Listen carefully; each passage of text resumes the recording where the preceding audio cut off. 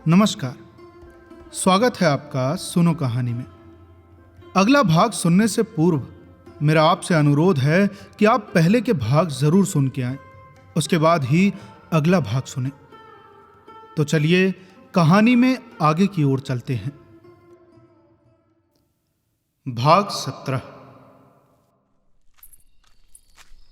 रात को गोबर झुनिया के साथ चला तो ऐसा कांप रहा था जैसे उसकी नाक कटी हुई हो। झुनिया को देखते ही सारे गांव में कोहराम मच जाएगा। लोग चारों ओर से कैसी हाय हाय मचाएंगे। धनिया कितनी गालियां देगी, ये सोच सोच कर उसके पांव पीछे रह जाते थे। होरी का तो उसे भय न था। वो केवल एक बार दहाड़ेंगे, उसके बाद शांत हो जाएंगे। डर था धनिया का, जहर खाने लगेगी, घर में आग लगाने लगेगी। नहीं, इस वक्त तो झुनिया के साथ घर नहीं जा सकता। लेकिन कहीं धनिया ने झुनिया को घर में घुसने ही न दिया और झाड़ू लेकर मारने दौड़ी तो बेचारी कहां जाएगी। अपने घर तो लौट नहीं सकती। कहीं कुएं में कूद पड़े या गले में फांसी लगा ले तो क्या हो। उसने लंबी सांस ली। किसकी शरण ले? मगर अम्मा इतने निर्दयी नहीं है कि मारने दौड़े। क्रोध में 2-4 गालियां देंगे, लेकिन जब झुनिया उनके पांव पकड़कर रोने लगेगी तो उन्हें जरूर दया आ जाएगी। तब तक वो खुद कहीं छिपा रहेगा। जब उपद्रव शांत हो जाएगा तो वो एक दिन धीरे से आएगा और अम्मा को मना लेगा। अगर इस बीच उसे कहीं मजूरी मिल जाए और 2-4 रुपए लेकर घर लौटे तो फिर धनिया का मुंह बंद हो जाएगा। झुनिया बोली, मेरी छाती तो धक धक कर रही है। भला मैं क्या जानती थी तुम मेरे गले ये रोग मर दोगे। न जाने किस बुरी साइट में तुमको देखा। न तुम गाय लेने आते, न ये सब कुछ होता। तुम आगे आगे जाकर जो कुछ कहना सुनना हो कह सुन लेना, मैं पीछे से जाऊंगी। गोबर ने कहा, नहीं नहीं, पहले तुम जाना और कहना कि मैं बाजार से सौदा बेचकर घर जा रही थी। रात हो गई है, अब कैसे जाऊं? तब तक मैं आ जाऊंगा। झुनिया ने चिंतित मन से कहा, तुम्हारी अम्मा बड़ी गुस्सैल है। मेरा तो जी कांपता है। कहीं मुझे मारने लगे तो क्या करूंगी? गोबर ने धीरज दिलाया, अरे अम्मा की आदत ऐसी नहीं। हम लोगों तक को तो कभी एक तमाचा मारा नहीं। तुम्हें क्या मारेंगी? अरे उनको जो कुछ कहना होगा मुझे कहेंगे, तुमसे तो बोलेंगे भी नहीं। गांव समीप आ गया। गोबर ने ठिठक कर कहा, अब तुम जाओ। झुनिया ने अनुरोध किया, तुम भी देर न करना। अरे नहीं नहीं, क्षण भर में आता हूं, तू चल तो। मेरा जी न जाने कैसा हो रहा है। तुम्हारे ऊपर तो मुझे क्रोध आता है। अरे तुम इतनी डरती क्यों हो? मैं तो आ ही रहा हूं। इससे तो कहीं अच्छा था कि किसी दूसरी जगह भाग चलते। अरे जब अपना घर है तो क्यों कहीं भागे? तुम नाहक डर रही हो। अच्छा, जल्दी से आओगे ना? हाँ हाँ, अभी आता हूं। मुझसे दगा तो नहीं कर रहे हो ना? कहीं मुझे घर बेचकर आप कहीं चलते बनो। इतना नीच नहीं हूं झूना। जब तेरी बाह पकड़ी है तो मरते दम तक निभाऊंगा। झुनिया घर की ओर चली। गोबर एक क्षण दुविधा में पड़ा खड़ा रहा। फिर एकाएक सिर पर मंडराने वाली धिक्कार की कल्पना भयंकर रूप धारण करके उसके सामने खड़ी हो गई। कहीं सचमुच अम्मा मारने दौड़े तो क्या हो? उसके पांव जैसे धरती से चिमट गए। उसके और उसके घर के बीच केवल आमों का छोटा सा बाग था। झुनिया की काली परछाई धीरे धीरे जाती हुई दिख रही थी। उसके ज्ञानेंद्रियां बहुत तेज हो गई थी। उसके कानों में ऐसी भनक पड़ी जैसे अम्मा झुनिया को गाली दे रही है।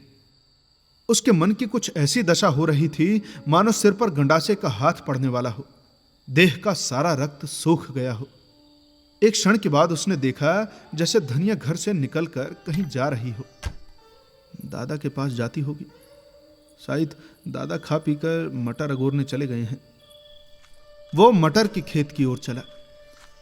जौ गेहूं के खेतों को रौंदता हुआ वो इस तरह भागा जा रहा था मानो पीछे दौड़ आ रही है। वो है दादा की मड़ैया। वो रुक गया और दबे पांव आकर मड़ैया के पीछे बैठ गया। उसका अनुमान ठीक निकला। वो पहुंचा ही था कि धनिया की बोली सुनाई थी, मैंने तो कह दिया, जैसा किया है उसका फल भोग। चुड़ैल ने लेके मेरे लड़की को चौपट कर दिया और तब से बैठी रो रही है, उठती ही नहीं। गजब हो गया, अम्मा इतनी कठोर है। एक अनाथ लड़की पर इन्हें तनिक भी दया नहीं आती। और जो मैं सामने जाकर फटकार दूं कि तुमको झुनिया से बोलने का कोई मजाल नहीं है, तो सारी सेखी निकल जाए। अरे सब कुछ कह के हार गई, टलती ही नहीं, धरना दिए बैठी है। अच्छा चल देखूं कैसे नहीं उठती, घसीट कर बाहर निकाल दूंगा। अच्छा दादा भी बिगड़ रहे हैं। केले के लिए आज ठिकरा भी तेज हो गया। मैं जरा अदब करता हूं, उसी का फल है। अरे ये क्या, ये तो दादा भी वहीं जा रहे हैं। अगर झुनिया को इन्होंने मारा पीटा तो मुझसे सहा न जाएगा। भगवान तुम्हारा ही भरोसा है। मैं न जानता था कि इस विपत में जान फंसेगी। झुनिया मुझे अपने मन में कितना धूर्त, कायर और नीच समझ रही होगी, मगर उसे ये मार कैसे सकते हैं, घर से निकाल भी कैसे सकते हैं? क्या घर में मेरा हिस्सा नहीं है? अगर झुनिया पर किसी ने हाथ उठाया तो आज महाभारत हो जाएगा। माँ बाप जब तक लड़कों की रक्षा करें तब तक माँ बाप हैं, जब उनमें ममता ही नहीं तो कैसे माँ बाप? होरी ज्यों ही मड़ैये से निकला, गोबर भी दबे पांव धीरे धीरे पीछे पीछे चला। लेकिन द्वार पर प्रकाश देखकर उसके पांव बंध गए। उस प्रकाश रेखा के अंदर वो पांव नहीं रख सकता। वो अंधेरे में ही दीवार से चिमट कर खड़ा हो गया। उसकी हिम्मत ने जवाब दे दिया। बेचारी झुनिया पर निरपराध ये लोग झल्ला रहे हैं और वो कुछ नहीं कर सकता।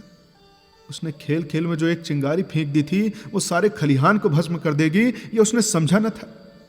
और अब उसमें इतना साहस न था कि सामने आकर कहे, हाँ मैंने चिंगारी फेंकी थी। जिन टिकौनों से उसने अपने मन को संभाला था वे सब इस भूकंप में नीचे आ रहे हैं और वो झोपड़ा नीचे गिर पड़ा। वो पीछे लौटा। अब वो झुनिया को क्या मुंह दिखाए? वो 100 कदम चला, पर इस तरह जैसे कोई सिपाही मैदान से भागे। उसने झुनिया से प्रीति और विवाह की जो बातें कही थी वो सब याद आने लगी। वो अभिसार की मीठी स्मृतियां याद आईं, जब वो अपनी उन्मत्त उन सांसों में, अपनी नशीली चितवनों में मानो अपने प्राण निकाल कर उसके चरणों पर रख देता था।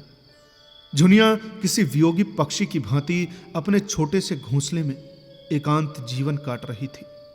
वहां नर का मत्त आग्रह न था, न वो उदीप्त उल्लास, न शावकों की मीठी आवाजें, मगर बहेलिया का जाल और छल भी तो वहां न था।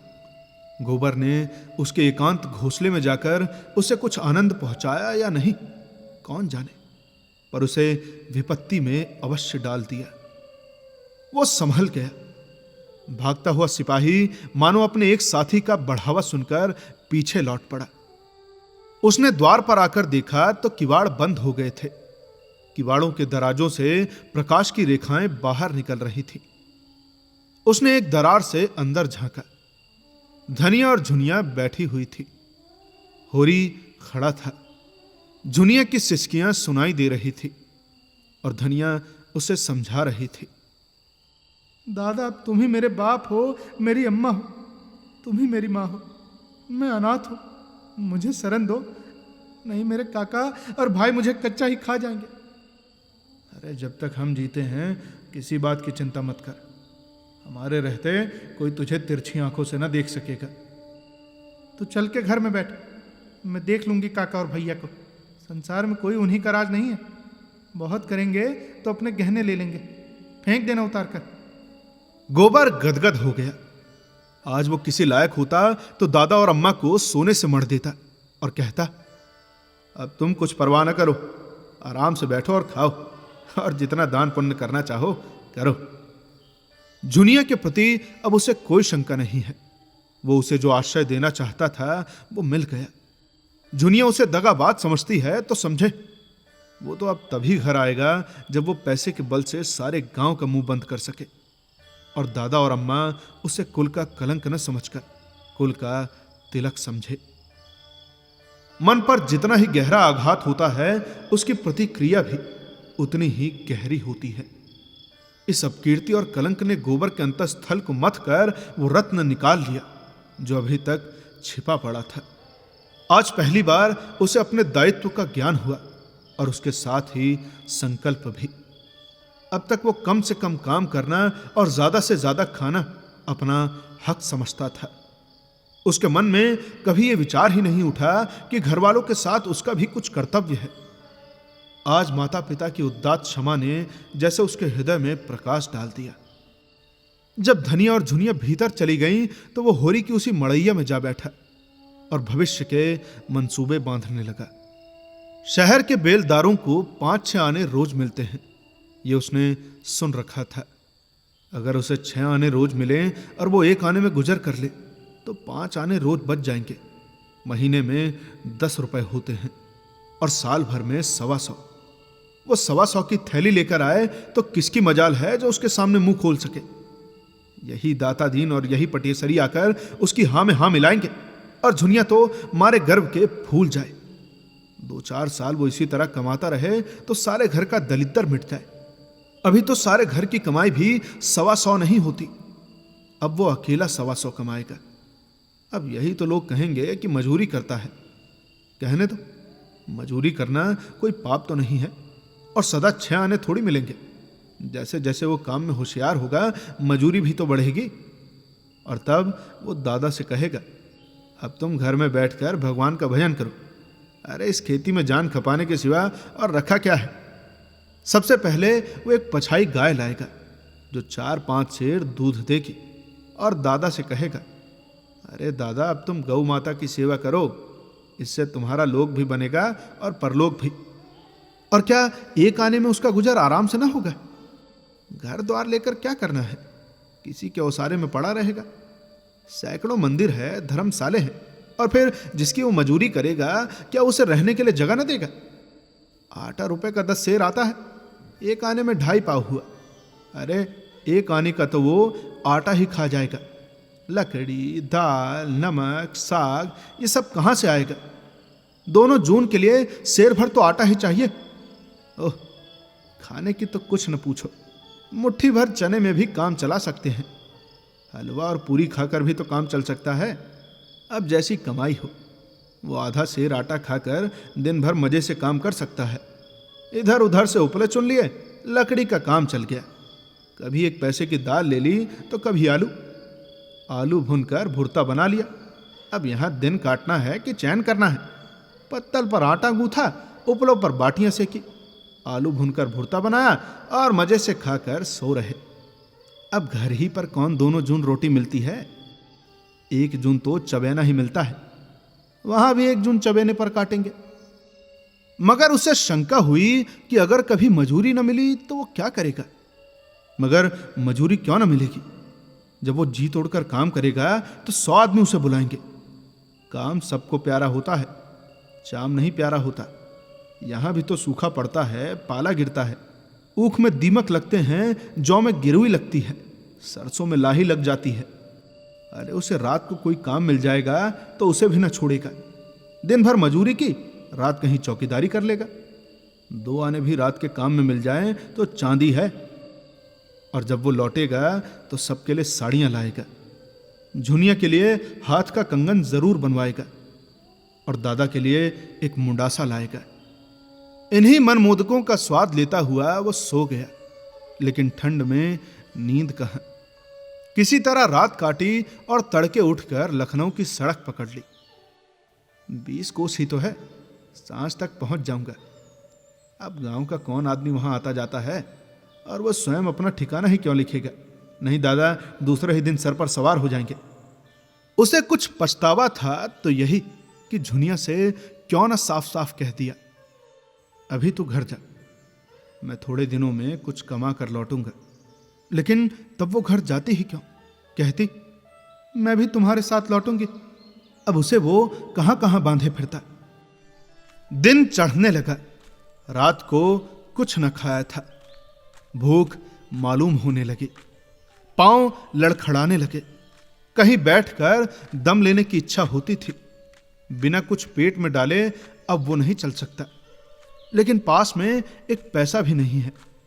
सड़क के किनारे झड़बेरियों के झाड़ थे। उसने थोड़े से बैर तोड़ लिए और उधर को बहलाता हुआ चला। एक गांव में गुड़ पकने की सुगंध आई। अब मन न माना। कुल्हाड़ में जाकर लोटा डोर मांगा और पानी भरकर चुल्लू से पीने बैठा कि एक किसान ने कहा, अरे भाई, क्या निराला ही पानी पिएगा? थोड़ा सा मीठा खा लो। अब की और चला ले कोल्हू और बना ले खांड। अगले साल तक तो मिल तैयार हो जाएगी। सारी ऊख खड़ी खड़ी बिक जाएगी। अरे गुड़ और खांड के भाव चीनी मिलेगी तो हमारा गुड़ कौन लेगा? उसने एक कटोरे में गुड़ की कई पिंडियां लाकर दी। गोबर ने गुड़ खाया और पानी पिया। तमाकू तो पीते होगे? गोबर ने बहाना किया, नहीं, अभी चीलम नहीं पीता। बूढ़े ने प्रसन्न होकर कहा, बड़ा अच्छा करते हो भैया। बुरा रोग है, एक बेर पकड़ ले तो जिंदगी भर नहीं छोड़ता। इंजन को कोयला पानी भी मिल गया। चाल तेज हुई। जाड़े के दिन, न जाने कब दोपहर हो गया। एक जगह देखा, एक युवती एक वृक्ष के नीचे पति से सत्याग्रह किए बैठी थी। पति सामने खड़ा उसे मना रहा था। दो चार राहगीर तमाशा देखने खड़े हो गए थे। गोबर भी खड़ा हो गया। भला मान लीला से रोचक और कौन जीवन नाटक होगा? युवती ने पति की ओर घूर कर कहा, मैं ना जाऊंगी, ना जाऊंगी, ना जाऊंगी। पुरुष ने जैसे अल्टीमेटम दिया, न जाएगी, न जाऊंगी।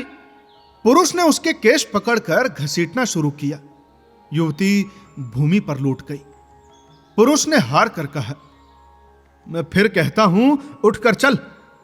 स्त्री ने उसी दृढ़ता से कहा, मैं तेरे घर 7 जन्म न जाऊंगी, भले तू बोटी बोटी काट डाल। अरे मैं तेरा गला काट लूंगा, गला तो फांसी पाओगे। पुरुष ने उसके केस छोड़ दिए और सिर पर हाथ रखकर बैठ गया।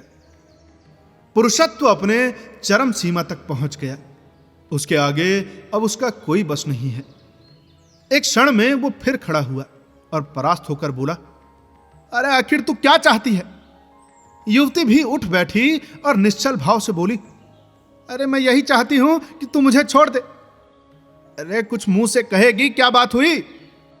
मेरे माई बाप को कोई क्यों गाली दे? तो किसने गाली दी तेरे माई बाप को? जाकर अपने घर में पूछ।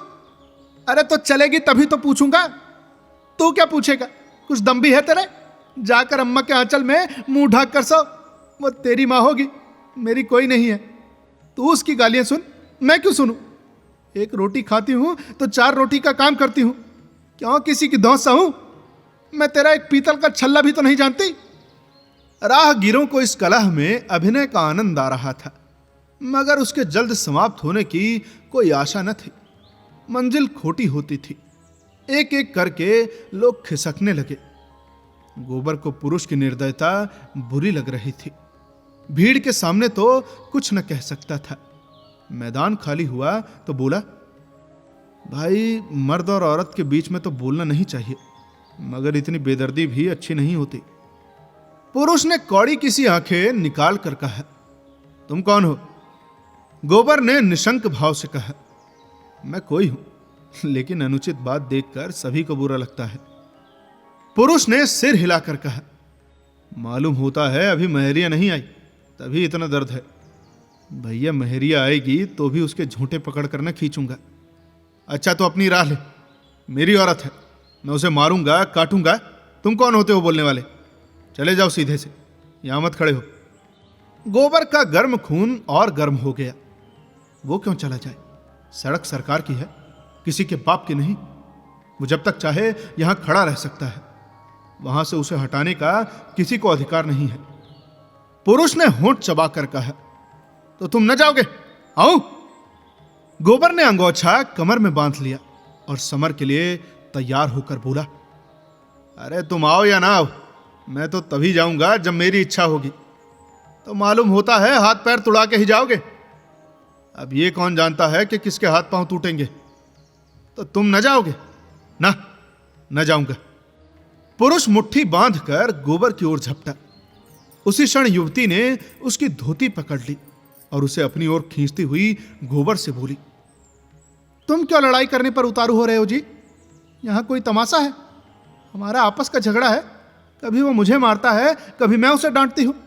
तुमसे मतलब? गोबर ये धिक्कार पाकर चलता बना और दिल में कहा, यह औरत मार खाने ही लायक है। जब गोबर आगे निकल गया तो युवती ने पति को डांटा, तुम सबसे लड़ने क्यों लगते हो?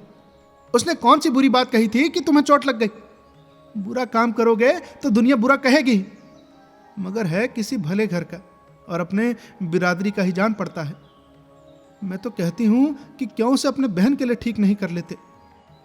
पति ने संदेह के स्वर में कहा, अरे क्या अब तक कुंवारा बैठा होगा? तो पूछ ही क्यों न लो। पुरुष ने 10 कदम दौड़कर गोबर को आवाज दी और हाथ से ठहर जाने का इशारा किया। ओ भाई जरा ठहरो। गोबर ने समझा शायद फिर इसके सिर भूत सवार हुआ, तभी ललकार रहा है, मार खाए बगैर मानेगा नहीं। अरे अपने गांव में तो कुत्ता भी शेर होता है। खैर आने दो। लेकिन उसके मुख पर समर की ललकार न थी, मैत्री का निमंत्रण था। उसने गांव और नाम और जात पूछी। गोबर ने ठीक ठीक बता दिया। उस पुरुष का नाम कोदाई था। कोदाई ने मुस्कुरा कर कहा, अरे हम दोनों में लड़ाई होते होते बची। तुम चले आए तो मैंने सोचा तुमने ठीक ही कहा। मैं हक ना हक तुमसे तन बैठा। अच्छा कुछ खेती बाड़ी घर में होती है ना?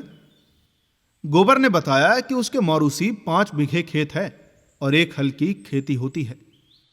मैंने तुम्हें जो भला बुरा कहा है उसकी माफी दे दो भाई। क्रोध में आदमी अंधा हो जाता है। औरत गुण सहूर में लक्ष्मी है, मुदा कभी कभी न जाने कौन सा भूत इस पर सवार हो जाता है। अब तुम ही बताओ, माता पर मेरा क्या बस है? जन्म तो उन्हीं ने दिया है, पाला पोसा तो उन्होंने है। जब कोई बात होगी तो मैं जो कुछ कहूंगा लुगाई ही से तो कहूंगा, उस पर अपना बस है। तुम ही सोचो, मैं कुपत तो नहीं कह रहा हूं। हाँ, मुझे उसके बाल पकड़कर घसीटना न था, लेकिन औरत जात बिना कुछ ताड़ना किए काबू में भी तो नहीं रहती। अरे चाहती है कि मां से अलग हो जाऊं। भाई तुम ही सोचो कि कैसे अलग हो जाऊं, और किससे अलग हो जाऊं? अपनी मां से, जिसने जन्म दिया। ये मुझसे ना होगा। अब औरत रहे या जाए। गोबर को भी राय बदलनी पड़ी। बोला, माता का आदर करना तो सबका धर्म ही है भाई। भला माता से कौन उरीन हो सकता है?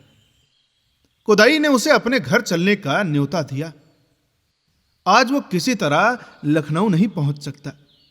कोस 2 कोस जाते जाते सांझ हो जाएगी, रात को कहीं टिकना ही पड़ेगा। गोबर ने विनोद किया, लुगाई मान गई? न मानेगी तो क्या करेगी? भाई मुझे तो उसने ऐसी फटकार बताई कि मैं लजा गया। अरे वो खुद पछता रही है। चलो जरा माताजी को समझा देना। मुझसे तो कुछ कहते नहीं बनता। उन्हें भी सोचना चाहिए कि बहू को बाप माई की गाली क्यों देती है। हमारी भी बहन है, 4 दिन में उसकी सगाई हो जाएगी।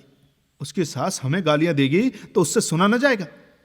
सब दोष लुगाई का ही नहीं है, माता का भी दोष है। जब हर बात में वो अपनी बेटी का पक्ष करेगी तो हमें बुरा लगेगा ही। बस इसमें इतनी बात अच्छी है कि घर से रूठ कर चली जाए, पर गाली का जवाब गाली से नहीं देती। गोबर को रात के लिए कोई ठिकाना चाहिए था ही। कोदाई के साथ हो लिया। दोनों फिर उसी जगह आए जहां युवती बैठी हुई थी। वो अब गृहिणी बन गई थी। जरा सा घूंघट निकाल लिया था और लजाने लगी थी। कोदाई ने मुस्कुरा कर कहा, भाई ये तो आते ही न थे। कहते थे ऐसी डांट सुनने के बाद उनके घर कैसे जाएं? युवती ने घूंघट की आड़ से गोबर को देखकर कहा, इतनी ही डांट में डर गए? लुगाई आ जाएगी तब कहां भागोगे? गांव समीप ही था। गांव क्या था, पुरवा था। 10-12 घर थे, जिसमें आधे खपरेल के थे और आधे फूस के। कोदाई ने अपने घर पहुंचकर खाट निकाली, उस पर एक दरी डाल दी, शरबत बनाने को कहा और फिर चीलम भर लाया। और एक क्षण में वही युवती लोटे में शरबत लेकर आई और गोबर को पानी का एक छींटा मारकर मानो क्षमा मांग ली। वो अब उसका नंदोई हो रहा था।